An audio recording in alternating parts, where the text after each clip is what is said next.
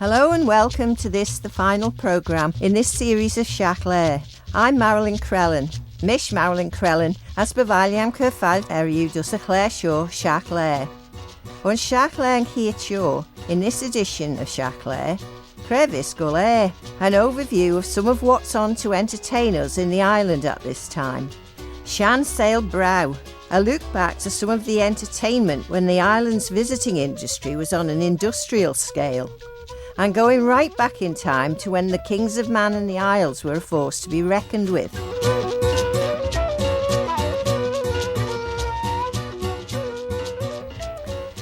This evening, Thursday the 17th of August at 7:45, the Glenfaber Chorale will be singing in St Catherine's Church in Port Erin.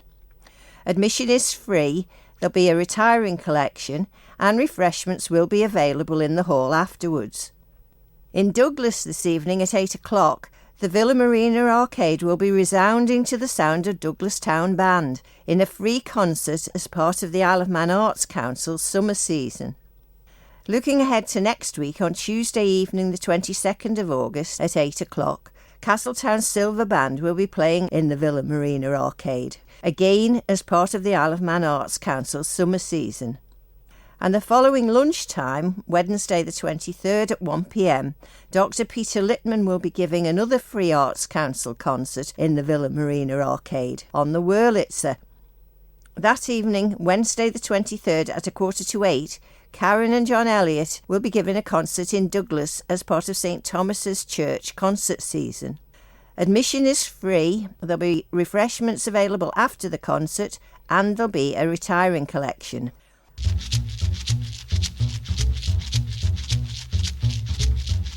Je Shan Sgil Torn, Mychiawn Creu Hotaruchas Vamanin, ons an Imbach Keatach, de Gorch Sly and Tram Caval dus Castle Derby, Hioniach nan Digged sons Tram Lectrach, as echt Weich had Marchiacht era Tram Caval, Rishatulach and Rish, dus Gerra and Famine.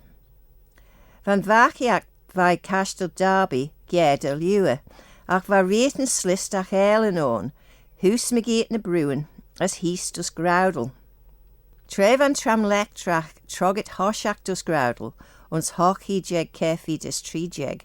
Va Tram Volk Lectrach ave ons Blackpool, Rish mus Jai Blin ega tre shen. Ni jai, harawe dera mus Jai Blin in the Sanma, de Drenk Tram Volley Lectrach de Venus mu Cadjan. Goilen in a J Tram and Caval ons Bool en Jach. Mishen, van Vachiach Tram Volk edda Castle Derby as Groudel, Ruthenjach no. Va Glion Groudel, ave Forslet ec Richard Maltby Broadbent, High Bilgen as Crew Cathernan. Hugge Eritaios Glion Groudel, de ve Troget Nis, dan Ciada ec Hugh Mackay Bailey Scott. Hoover and Tios Ostus ec Toshach Jerasauri, Hockey Jeg Kefid as Trijeg. Van Glion Forslet Antia, ve Ich de Hulstjach, ec Toshach Miluniston, as high in Hid Shavesh Tram dus Groudel, Chow Mui and Tiost ec Toshach Main Fower. The Derby Castle name has survived, although the building was demolished in the late 1960s. Major Pollock had the original house built to rent out, whilst he lived at Strathallan Lodge, which is now the Terminus Tavern. The property was later bought by an advocate fronting a larger enterprise, who had a dance hall built there in 1886. This became the venue for popular concerts, and one of the biggest stars who performed there for many summer seasons was Florrie Forde. With the huge number of visitors to the Isle of Man, popular songs in sheet music form were a lucrative trade, so songwriters and publishers were keen for stars to make their songs popular. With the added zest of performing in such a popular holiday destination, Florrie Forde liked to include a number of songs which mentioned the Isle of Man. Most famously has anybody here seen Kelly from 1908 and Flanagan from 1909. Florrie Forde had also first been recorded on wax cylinder in 1903, and she went on to release many 78 RPM records. Florrie Forde first appeared in Douglas in September 1900 for a 2-week engagement at the Derby Castle. Then the following year she appeared at both the Palace and the Derby Castle. She doesn't seem to have been in the island in 1902, and then of course she missed the years 1915 to 1918, but then she appeared every year in Douglas up to and including 1939. As early as 1903 and 1904, she sang what may have been her first Manx-inspired song, All Aboard for Douglas. The later Has Anybody Here Seen Kelly was followed by a number of sequels. In 1920 she recorded this song, cheering the fact that Kelly's got married today.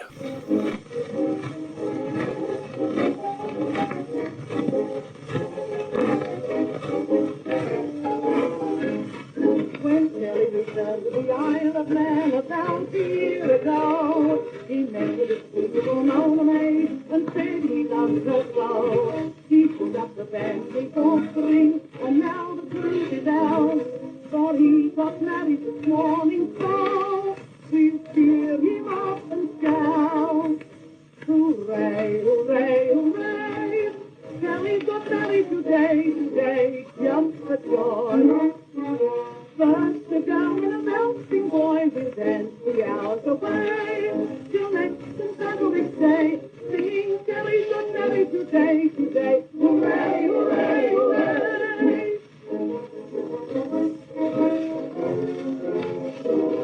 When Fancy O'Reilly took home the meat wrapped in the weekly news, into the saucepan he dropped the lock and went to have a snooze. The print in the paper got on the meat, it filled his heart with dread, when on the table the joints were swayed, upon the fat they read. Hooray, hooray, hooray, Kelly got married today, jump for joy. First a girl and a melting boy will dance the hours away, till next and Saturday day, singing Kelly's got married today, hooray, hooray, hooray.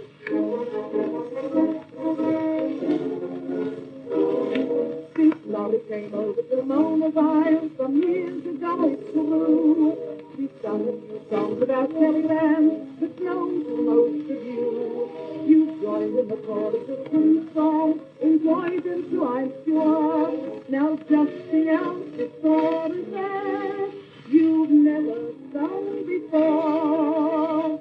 Hooray, hooray, hooray, Kelly got married today, jump for joy. First a girl and a bouncing boy will dance the hours away, till next and Saturday day, singing Kelly got married today, hooray, hooray, hooray, hooray, hooray, hooray. Kelly got married today, jump for joy. First a girl and a melting boy will dance the hours away, till next and Saturday day, singing Kelly got married today, hooray, hooray, hooray. From 1920, Kelly's got married today, hooray, hooray, hooray, what was to be the final song in the Kelly saga. Another famous name of the music halls was Dan Leno, who died in 1904.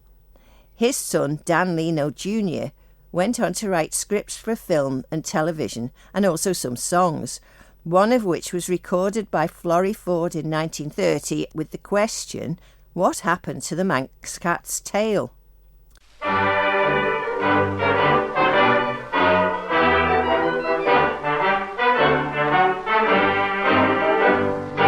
I'm a chap who wonders, and I wonder why I do. There's lots of things, it's true, I wish I really knew. But there's one puzzle puzzles me, and it would be a blessing if you would help to solve it, for it's really got me guessing. What happened to the Manx cat's tail? Manx cat's tail, Manx cat's tail. Poor old cat, it seems all wrong, has to wag his little nothing all day long. Meow, tell me how, and when did did they begin? What happened to the Manx cat's tail? Did they chop it off or tuck it in?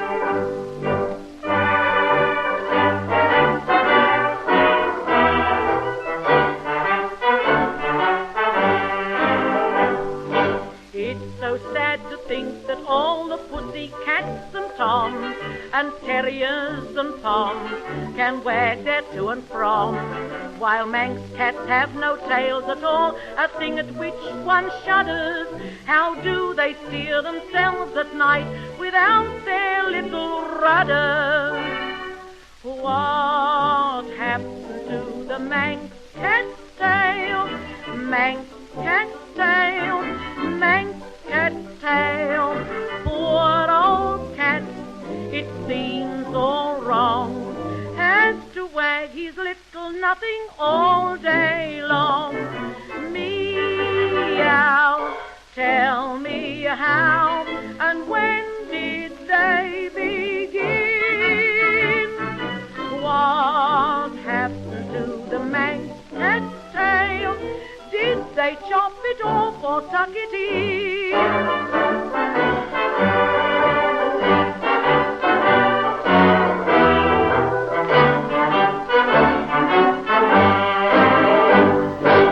Florrie Forde in a recording from 1930 of Dan Leno Jr.'s song, What Happened to the Manx Cat's Tail.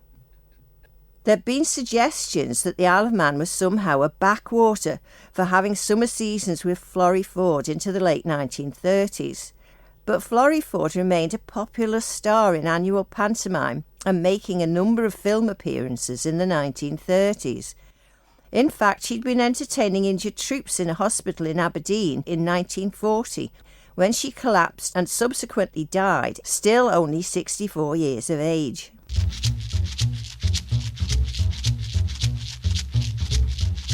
Matashin echre imedi keten ons Shiaght Laa, ta mannen ledden de lai, ta goil aan ons imedi achten. Houds das like uldus a tai cloi gaiety, de goil solje jay ginu, ta shen de menich, an order vel cara na alta jay en luch tai, goil aan an urden, na koch loi kiol merish ginu. Onaster, for the devel pursoon na an jay en luch deishtach, de goil solje jay na ta slyella ginu.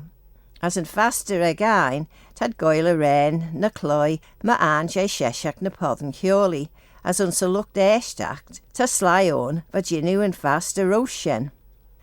Take her trimmed nies an irinje, nach vel cagliach in a bee ons chiol. An order nod pursoon ve goil a ren ons sheshach chioli faster en yach, as yn faster again, for the devele cloi chiol traditionach, as yn faster lurg shen, for the devele cloi pop chiol, na ons podden prash. Ach ta ram cairn on de cloi ons sashunen niau for mall, hammers cliachtache as ginu ons act smooth for mall.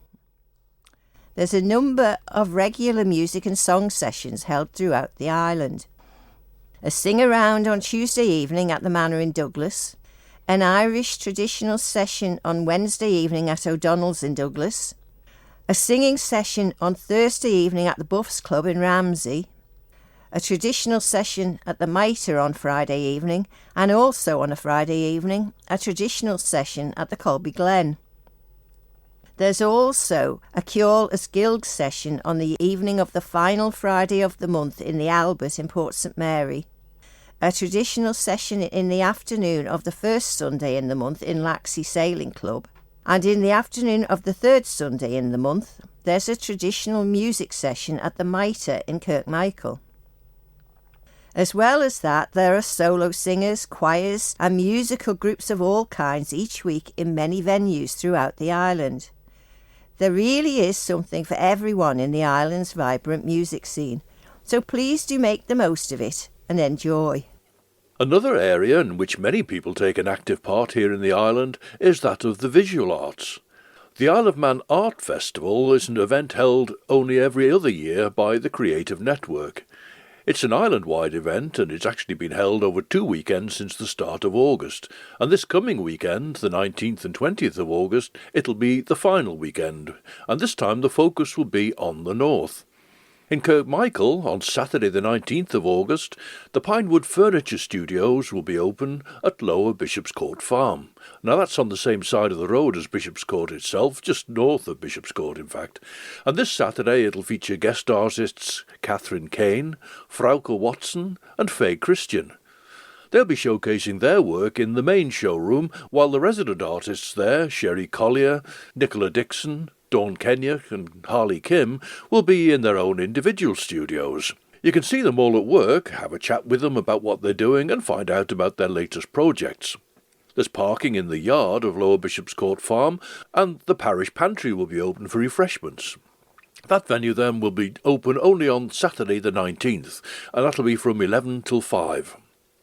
On both Saturday the 19th and Sunday the 20th, from 11 a.m. till 5 p.m, Quails Hall in Ramsey will be the setting for a diverse exhibition with painting, jewellery, sculpture and photography on display, with work by Michael Starkey, Colette Davis, Suzanne Ekdahl, Ronnie Doyle, Patricia Tutt and Shane Lucas. So that's all in the Quails Hall in Ramsey. Further north again, in fact almost as far as you can go, between 11 o'clock and 4 o'clock on both Saturday and Sunday, the 19th and 20th, you can visit Rebecca Odessa in her studio Anam Cara, which is on the Cransell Road in Bride. Anam Cara is on the right-hand side, halfway down the road that takes you out directly to the Point of Ayr Lighthouse.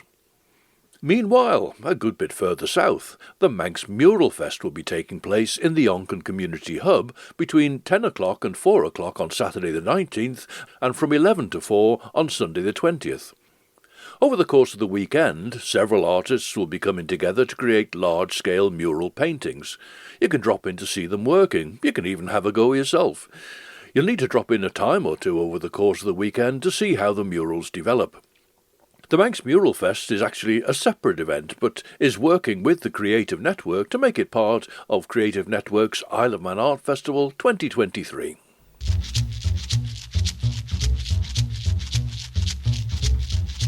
Eg y tre henk gori croven dus mannen, henk na treni armit va caga erahon, vai elien in Shein halbe.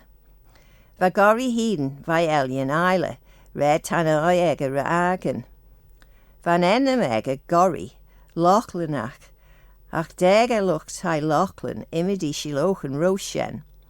As vad a jit de hummel ons elien in Shein halbe, who rad lucht en time erish mren gilgach vai shen.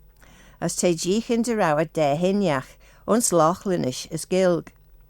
Van fa ennem croven ek gori heden, as foddy de vel shen kindachrish en lauwen liauwe ben ve kiau. Te jichen de rauw en luchtai ek gori croven scan shawl, as va kianglach enoch rish realty divlin, hammers on shore ons mannen as ons elien en Shein halbe. Lurk dev en joil mannen, she re divlin veirish mush blain, yes.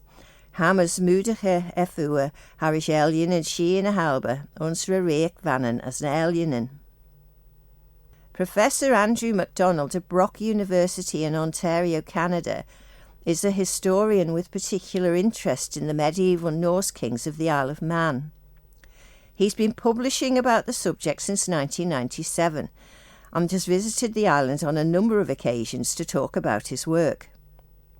Next Wednesday lunchtime between 12 and 1 o'clock, Professor MacDonald will be talking in the Lecture Theatre of the Manx Museum about his latest publication, A Visitor's Guide to the Medieval Kingdoms of Man, 1066 to 1275.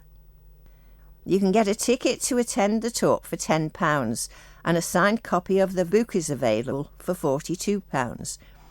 However, there's a special price of £50 if you want to attend the talk and pre-order a book as well. Look at the Manx National Heritage website for details, manxnationalheritage.im. On one of his earlier visits, Professor MacDonald spoke to Shiaght Laa about his research.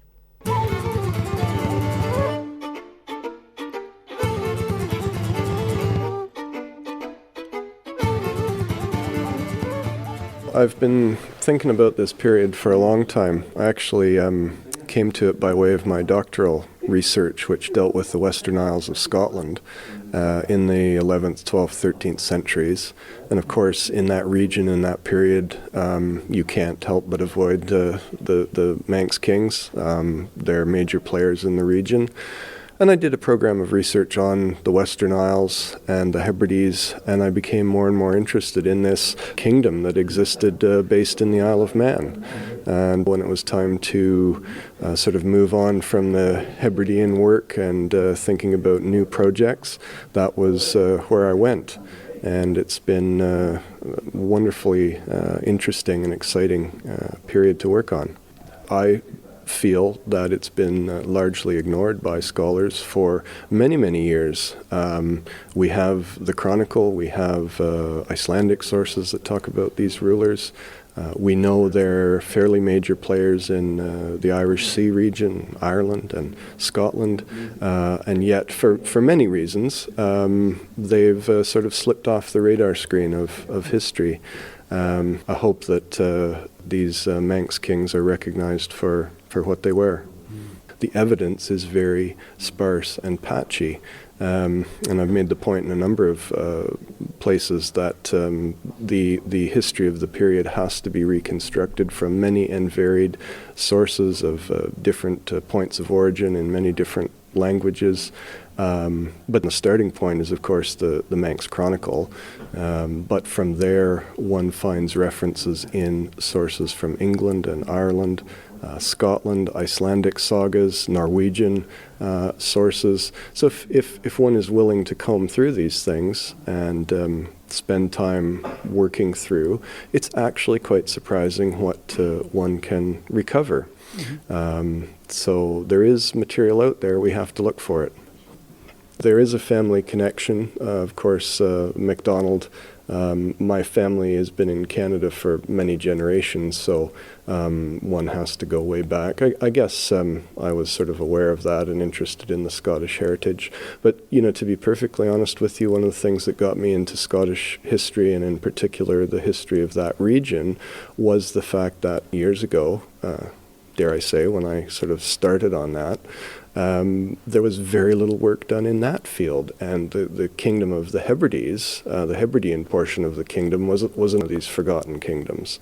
So I saw a gap in the scholarship there, and I thought, I'm the person to tackle that and work on that. And since then, of course, Scottish history as a whole has really exploded and become a dynamic subject, but you'd be surprised years ago how relatively little information there was to go away and read on that subject.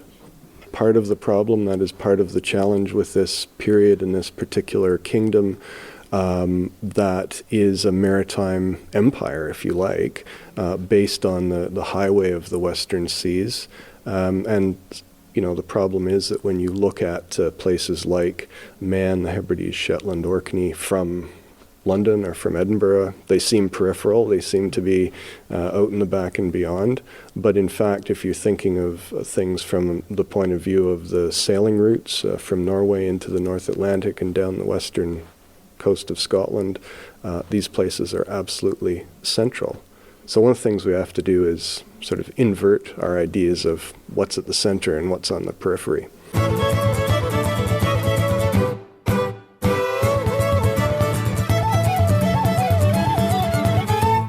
Professor R Andrew MacDonald of Brock University in Canada, who'll be talking about research for his latest publication, A Visitor's Guide to the Medieval Kingdoms of Man, 1066 to 1275, at midday next Wednesday, the 23rd of August, in the Lecture Theatre of the Manx Museum in Douglas. As to Shen Curlesh Indus Jera and Strain Shaw J Shiaght Laa. We'll be back with another series of Shiaght Laa later on, but for now, from me, Agnish Vo Maralyn Crellin, Sledden you,